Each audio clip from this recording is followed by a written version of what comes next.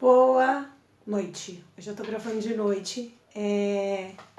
Segundo B já teve essa aula.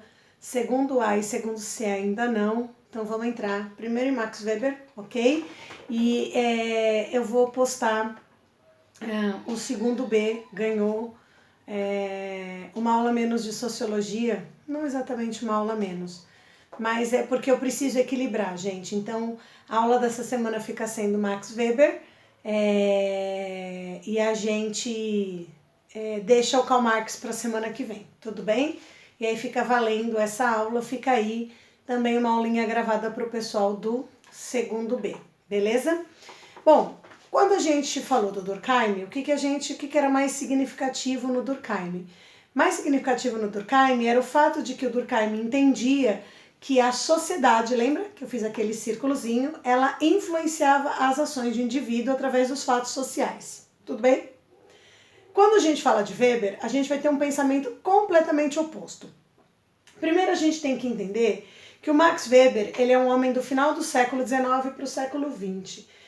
Ele vai viver até o final da Primeira Guerra Mundial, até um pouquinho depois da Primeira Guerra Mundial, e o Max Weber vai ver uma sociedade burguesa, não mais a sociedade do Marx, que a gente vai discutir a semana que vem. Vai ver uma sociedade burguesa já organizada, já instituída, e o surgimento depois, e a gente também vai discutir isso num capítulo mais pra frente, o surgimento do que a gente chama de classe média.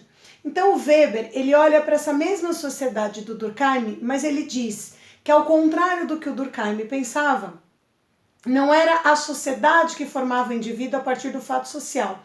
O Weber diz que, na verdade, é o indivíduo que forma a sociedade a partir de um conceito que ele chama de ação social. Então, o conceito-chave do Weber é o que a gente chama de ação social. E a gente pode entender, ao contrário da sociedade do Durkheim, desculpa aí a lousa improvisada, tudo bem? Que ao invés do Durkheim, que diz que a sociedade influencia o indivíduo, para o Weber são as ações sociais dos indivíduos que vão formar a sociedade, tudo bem? Então a gente coloca as flechinhas do lado oposto.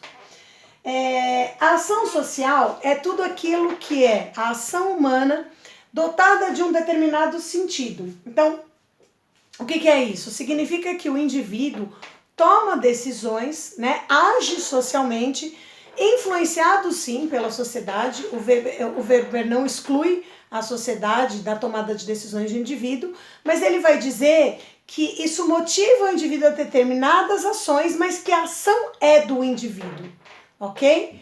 E aí isso geraria um problema para os sociólogos, porque como é que a gente vai entender o funcionamento da sociedade se a gente tem que pensar na ação social, né? Como é que eu vou analisar as diversas ações sociais? Eu vou ter que analisar indivíduo por indivíduo para entender como é que as ações sociais elas influenciam a sociedade, como é que a ação social de cada indivíduo vai influenciar a sociedade.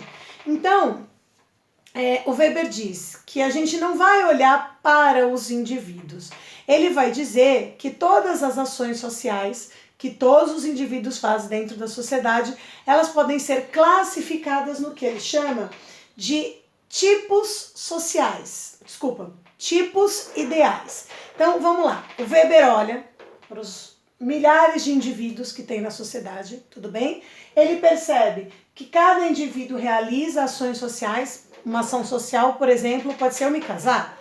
Uma ação social pode ser eu juntar dinheiro para comprar uma casa. Uma ação social é eu decidir ser professora formada e decidir não trabalhar na educação, trabalhar vendendo coco na praia.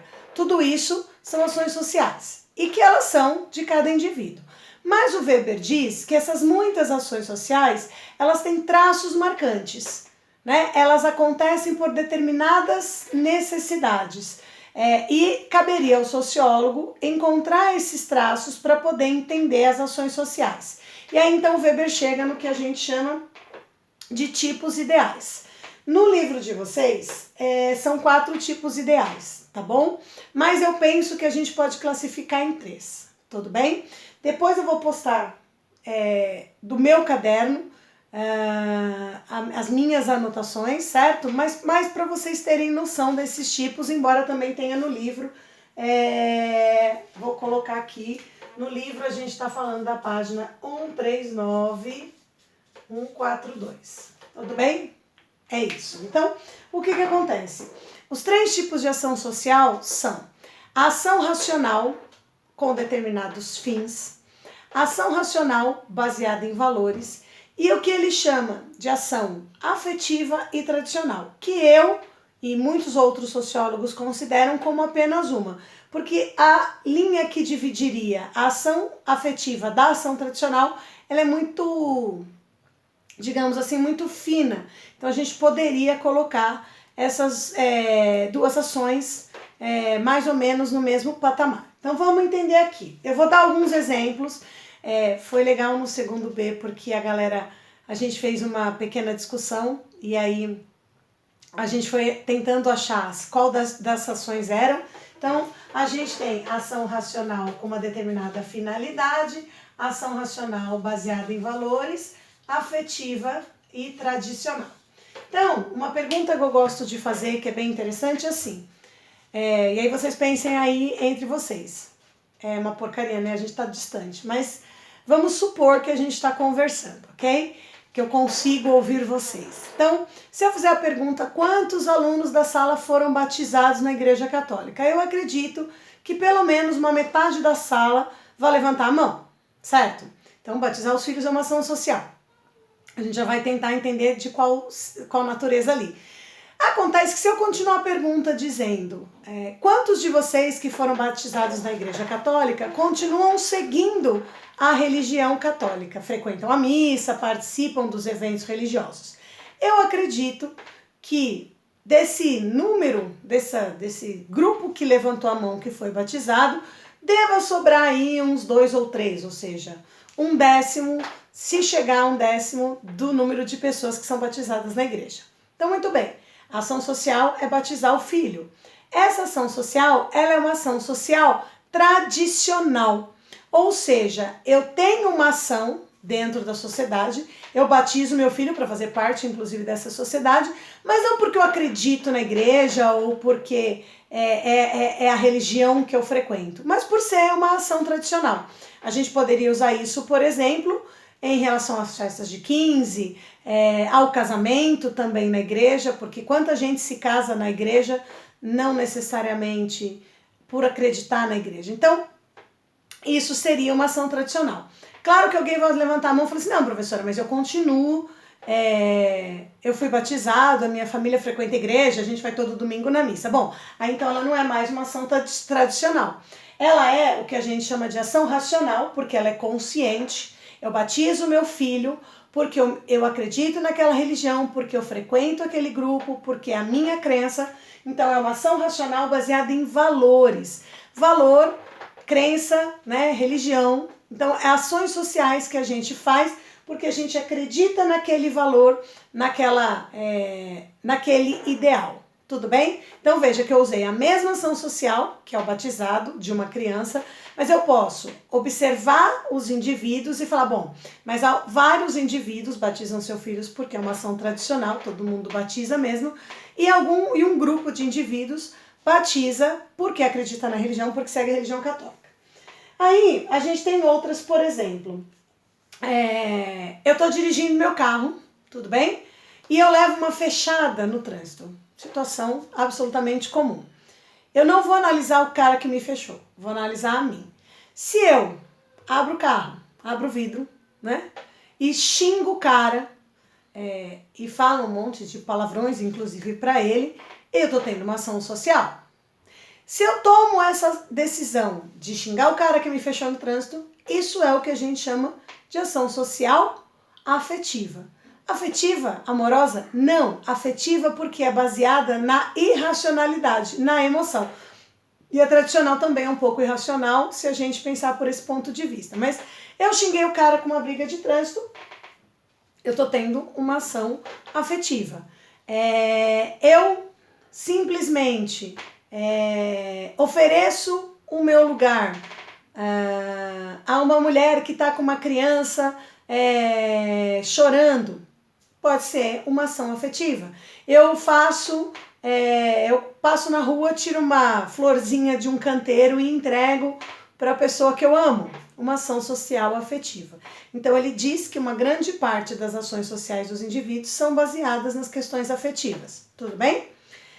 Agora eu posso colocar uma outra situação, vamos lá. Eu comecei a trabalhar e eu pretendo me casar, certo? O casamento é uma ação social, mas até eu me casar, eu quero fazer uma grande festa, eu quero comemorar esse evento e eu vou começar a guardar dinheiro para a realização desse evento. Isso é uma ação social. Eu guardo dinheiro por causa do meu casamento. Então, é uma ação racional baseada em uma determinada finalidade. O que é isso? Significa que eu tenho uma ação social porque eu pretendo atingir um determinado objetivo, eu pretendo chegar a uma determinada finalidade. Então vamos imaginar assim que eu quero estudar para passar no vestibular. Ação racional baseada numa finalidade. Eu tenho uma carreira, eu quero ganhar mais, eu quero subir de cargo, eu vou fazer uma pós-graduação. Ação social, racional, baseada numa finalidade. Tudo bem? Eu virei vegano. O que leva as pessoas a virarem veganos?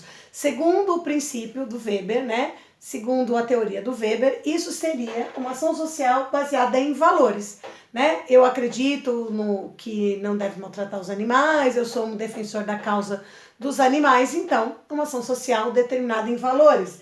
Eu resolvo fazer um trabalho voluntário, né? Eu faço, inclusive, eu mesma faço um trabalho voluntário. Isso é uma ação social determinada em valores. Eu acredito, né, em valores humanistas que me levam a realizar um trabalho voluntário. Eu vou organizar um chá beneficente para arrecadar fundos para uma determinada causa. De novo, uma ação racional baseada em valores. Tudo bem? Então, o Weber, ele diz que a gente tem que olhar para os indivíduos, para as ações sociais do indivíduo, a gente consegue classificá-las nessas 4, né? 3 que são, na verdade, 4 tipos ideais de ação social, e aí a gente consegue entender todo o funcionamento da sociedade pensando a partir dessa ótica da ação social. Tudo bem? E lembrando que ele pensa o oposto do Durkheim. Enquanto Durkheim diz que a sociedade faz o indivíduo, o Weber faz exatamente o oposto. Ele diz que o indivíduo forma a sociedade a partir dessas duas ações sociais. Ok? Então, ficamos por aí. Queria muito que, se vocês pensassem em coisas que vocês postassem, pode postar nos comentários aí do vídeo mesmo, porque seria muito legal fazer essa discussão ao vivo também, tá bom? Um abraço, gente, e até semana que vem.